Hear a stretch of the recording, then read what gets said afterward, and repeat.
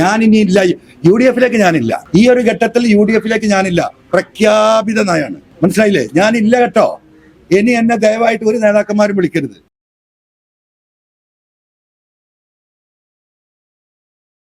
മത്സരിക്കാൻ അടുത്ത് 5 പൈസ ഇല്ല. മനസ്സിലായോ? എന്റെ കൂടെയുള്ള ഈ പാവപ്പെട്ട തൊഴിലാളികൾ, അപ്പൊ ടാപ്പിംഗ് തൊഴിലാളികളാണ് ഒരു വിഭാഗം വിളിച്ചത് വഴിക്കടവെന്ന്. അനുറാക്ക 3 ബൂത്തിന്റെ കാര്യം ഞങ്ങളെ കൂട്ടത്തിലെ 4 എണ്ണത്തിനെ ഉലി കടിച്ചു, ആന ചവിട്ടിക്കൊന്ന്. ഒരു മനുഷ്യനുണ്ടായിട്ടില്ല. ഈ പറഞ്ഞ ആരും ഞങ്ങൾ കണ്ടിട്ടില്ല. നേതാക്കന്മാർക്ക് താല്പര്യം ഉണ്ടാവും, ഓല് പോയിക്കോട്ടെ, ഞങ്ങൾ നിൽക്കാന്ന് പറയുന്നുണ്ട്. അപ്പൊ ഇതാണ് ഗതി. ഞാൻ എന്ത് ചെയ്യും? 100%. VD സതീശൻ മാത്രമല്ല, ആ VD സതീശൻ എന്നോട് വ്യക്തിപരമായിട്ട് ഒരു അഭിപ്രായ വ്യത്യാസമില്ലെന്ന് എനിക്കറിയാം. പക്ഷെ അദ്ദേഹത്തിന്റെ പിന്നിൽ ഒരു ശക്തി പ്രവർത്തിക്കുന്നുണ്ട്. PV അൻവർ ഇല്ലാതെ അവിടെ ജയിപ്പിച്ച് കയറ്റി കൊടുക്കാമെന്നും അതോടുകൂടി PV അൻവറിന്റെ രാഷ്ട്രീയം ഈ അധിക പ്രസംഗം അവസാനിക്കണമെന്ന് ആഗ്രഹിക്കുന്ന ഒരു വിഭാഗത്തിന്റെ പിന്തുണ അദ്ദേഹത്തിനുണ്ടോ എന്ന് ഞാൻ സംശയിക്കുന്നു. ഞാനത് അന്വേഷിച്ചുകൊണ്ടിരിക്കുന്നു. അതിന്റെ കൃത്യമായ വിവരങ്ങളുടെ കേരളത്തിൽ ജനങ്ങളോട് പറയുന്നു. ഞാനിനി ഇല്ല, UDF-ലേക്ക് ഞാനില്ല. ഈ ഒരു ഘട്ടത്തിൽ UDF-ലേക്ക് ഞാനില്ല. പ്രഖ്യാപിത നയാണ്. മനസ്സിലായില്ലേ? ഞാനില്ല കേട്ടോ. ഇനി എന്നെ ദയവായിട്ട് ഒരു നേതാക്കന്മാരും വിളിക്കരുത്.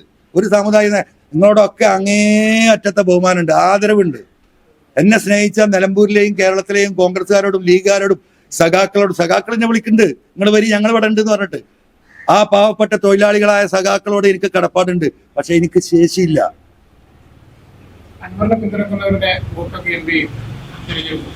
അതുപോലെ തീരുമാനിച്ചോട്ടെ. എന്റെ പ്രശ്നമല്ല, താങ്കളുടെ പ്രശ്നം ഇപ്പൊ അതാണ്. ഈ വോട്ട് എന്താവുന്നില്ലേ? ഞാനീ പറഞ്ഞില്ലേ, പച്ച മലയാളത്തിലല്ലേ ഇതൊക്കെ പറഞ്ഞത്. ഞാൻ വീട്ടിലിരിക്കും. ഈ കൊലയിലുണ്ടാവും ഞാൻ, അല്ലെങ്കിൽ ആ അങ്ങാടിയിലുണ്ടാവും. അങ്ങനെ സമാഹരിച്ച് തരാനുള്ള ആൾക്കാരൊന്നും എനിക്കില്ല. എല്ലാ മുതലാളിമാരും അപ്പുറത്തല്ലേ.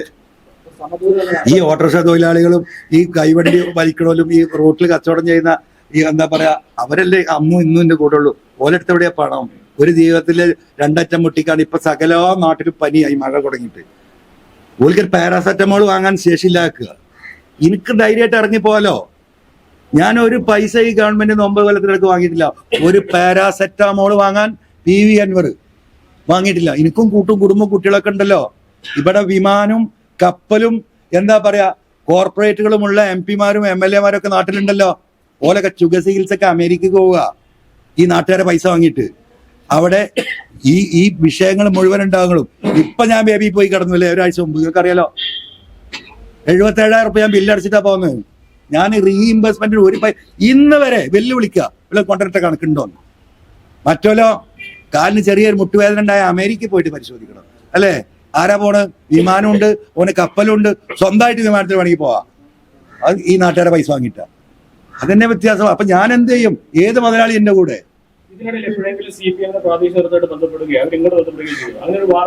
അതിന് വേറെ തന്തൊക്കെ എനിക്കണം. മനസ്സിലായില്ലേ? ഞാൻ തുടങ്ങി വെച്ച പോരാട്ടം പിണറായിസാണ്. അത് ഇവിടെ നിൽക്കാണ്. ആ പിണറായിസത്തോട് കൂട്ടിക്കെട്ടിയിട്ട് എന്നെ കൊല്ലാൻ നിൽക്കുന്ന ആളുകൾക്കെതിരെയല്ല പോരാട്ടം ഇനി ഉണ്ടാവുക.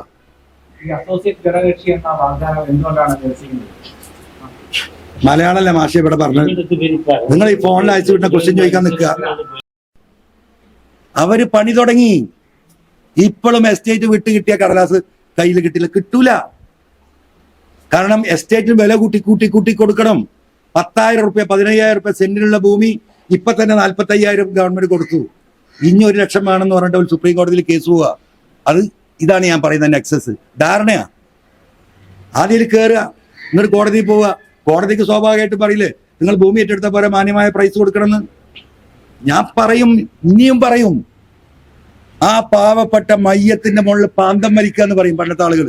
മനസ്സിലായില്ലേ? ഈ മയ്യത്ത് പുതക്കുന്ന പുതപ്പുണ്ടല്ലോ, വെള്ളത്തുണി, അതിന്റെ ബക്ക് ഇങ്ങനെ കടിച്ചു കീറിയിട്ട് വേറെ എന്തെങ്കിലും കെട്ടാൻ പാന്തം വലിക്കും. അതിനാണ് മയ്യത്തിന്റെ മുകളിൽ പാന്തം കെട്ടാറുണ്ട്, മുറിക്കാന്ന് പറഞ്ഞു. ആ പണിയല്ലേ പിണറായി ഗവൺമെന്റ് എടുത്തുകൊണ്ടിരിക്കുന്നത്. അതിനെതിരെ ഞാൻ പറഞ്ഞുകൊണ്ടേയിരിക്കും. അതിനൊരു തർക്കം നിങ്ങൾ കരുതണ്ട. അത് പറയാൻ പാടില്ല. പലതരത്തിലുള്ള അഡ്ജസ്റ്റ്മെന്റുകൾ ഒരു ഭാഗത്ത്. ഇനി എന്താ മറ്റത്? 4 ലക്ഷത്തിന് ഞാൻ നാട്ടുകാരെ കണ്ട് പലരും എനിക്ക് സ്പോൺസർ ചെയ്ത് ഭൂമി 4 ലക്ഷം ഫ്രീ. വീടുണ്ടാക്കാൻ ഈ നാട്ടിൽ ഒരുപാട് സാമൂഹിക സംഘടനകൾ കടന്നു വന്നു. അവർ വീടുണ്ടാക്കി കൊടുത്തു. സുന്ദരമായ വീടുകൾ. ആ 10 ലക്ഷം ആ സാധുക്കളുടെ പോക്കറ്റിലായി. അവരുടെ ജീവിത നിലവാരം അവർക്ക് പിടിച്ചെടുക്കാൻ പറ്റി. 1 ഏക്കറും 2 ഏക്കറും നല്ല 2 നില കെട്ടിടങ്ങളും പോയ പാവപ്പെട്ടവനെ കോഴിക്കൂട്ടിലേക്ക് തള്ളിയിട്ടില്ല PV അൻവർ. മനസ്സിലായോ? മറുപടി പറയണം. ബഹുമാനപ്പെട്ട MA യൂസുഫ് അലി 37 വീടുണ്ടാക്കി തന്നറിയോ നമുക്ക്? ഒരൊറ്റ ആള്. AP വിഭാഗം 22 വീട്ടുണ്ടാക്കി കൊടുത്ത് ബഹുമാനപ്പെട്ട AP ഉസ്താദിന്റെ നേതൃത്വത്തിൽ. അങ്ങനെ ചെറുതും വലുതുമായ ഒട്ടനവധി കാര്യങ്ങള്. ജമാഅത്ത് ഇസ്ലാമിയുടെ കെയർ ഓഫിൽ 10-22 വീടുകൾ. എന്തിനേറെ പറയുന്നു, ഈ പറയുന്ന നമ്മുടെ ചുങ്കത്തറയിലെ മാർത്തോമ സ്കൂളിൽ 23 വീട് മാർത്തോമ സമൂഹം. ആ വീട്ടിൽ ആ സ്കൂളിൽ പഠിച്ച 23 കുട്ടികൾക്ക് ഡാമേജ് ഉണ്ടായിരുന്നു. വീടിന് ഉണ്ടാക്കി കൊടുത്തു. അറിയാങ്ങള്, ഒരു സമുദായം, ഒരു സ്കൂള്. ഒരാൾക്കും ഒരു പ്രശ്നമില്ല. മുഴുവൻ പൂർത്തീകരിക്കപ്പെടാത്ത ഒറ്റ കാര്യം ഉണ്ടെന്ന് അറിയുന്നത്, ST കാട്ടിൻ്റെ ഉള്ളിൽ താമസിക്കുന്ന പാവപ്പെട്ട ST വിഭാഗത്തിൽപ്പെട്ട സഹോദരന്മാർക്ക് ഭൂമി കൊടുക്കാൻ ഈ പറയുന്ന മുണ്ടേരി ഫാമിൽ അങ്ങാടിക്കടുത്ത് ഭൂമി കൊടുത്ത് അവരെ മാറ്റിപ്പാർപ്പിക്കാനെന്ന് ഗവൺമെന്റ് തീരുമാനിച്ചു. ആ തീരുമാനം 2021-2026 ഗവൺമെന്റിൽ തഴയപ്പെട്ടതിന്റെ കാര്യം ഞാൻ പറയാ. ആ സാധുക്കൾ ഇപ്പോഴും ആ വാടക കെട്ടിടത്തിൽ താമസിക്കുക. വാടക കെട്ടിടത്തല്ല, ഈ പറയുന്ന കൃഷിഭൂമിയുടെ മുണ്ടേരി കൃഷി ഫാമിൽ താമസിക്കുകയാണ്. എന്താ വയനാട്ടിൽ ഇന്നലത്തെ സ്ഥിതി? ഈ 1 കൊല്ലം കഴിഞ്ഞു, 2ാമത്തെ വർഷക്കാലം വന്നു. അവിടെ ഉണ്ടല്ലോ മന്ത്രിമാരും MLA മാരും ഒക്കെ. മരുമകൻ ഇങ്ങനെ വീശി നടന്നിരുന്നല്ലോ അവിടെ.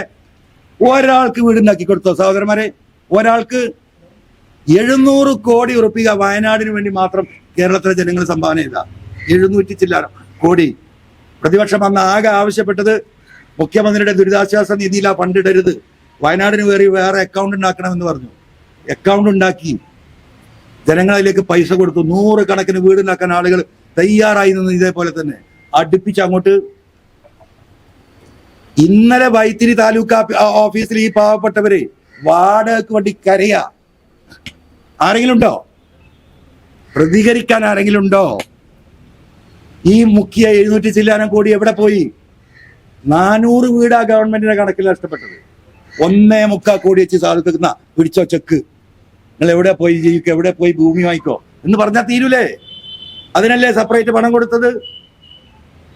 ആ പൈസയും വിഴുങ്ങി പിണറായി അല്ലേ? നിങ്ങൾക്ക് വാടക തരുന്നു പറഞ്ഞു, നിങ്ങൾക്ക് ഭക്ഷണം തരുന്നു പറഞ്ഞു. ഭക്ഷണം കൊണ്ട് ഇവിടുന്ന് പോയ എന്താ പറയാ പ്രവർത്തകരെ ഈ അജിത് കുമാറിന്റെ നേതൃത്വത്തിലുള്ള പോലീസ് ആട്ടി ഓടിച്ചു. കണ്ടതല്ലേ നിങ്ങള്? കണ്ടതല്ലേ? എന്താ പറഞ്ഞ? ഭക്ഷണത്തിൽ വിഷം ചേർക്കുന്നു. അവിടെ ഇടപെട്ടിരുന്നതിൽ ഏറ്റവും കൂടുതൽ ഈ പറയുന്നത് മലപ്പുറത്ത് നിന്ന് നീങ്ങിയ മുസ്ലിം ലീഗിന്റെ പ്രവർത്തകരായിരുന്നു. White guard. അവർ ഈ വെള്ളക്കുപ്പായിട്ടപ്പം ഇളകി ആർക്ക്? ഈ പോലീസിനും ഈ ഗവൺമെന്റിനും അവരെ അടിച്ചോടിക്കാനാണ് ഭക്ഷണം പോലും കൊടുക്കാവുന്നത്. ഇന്നും ഷെഡ് കെട്ടി പാർക്കുകയാണ്.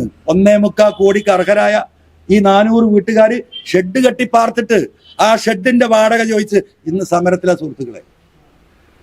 ആരെങ്കിലും മിണ്ടിയോ?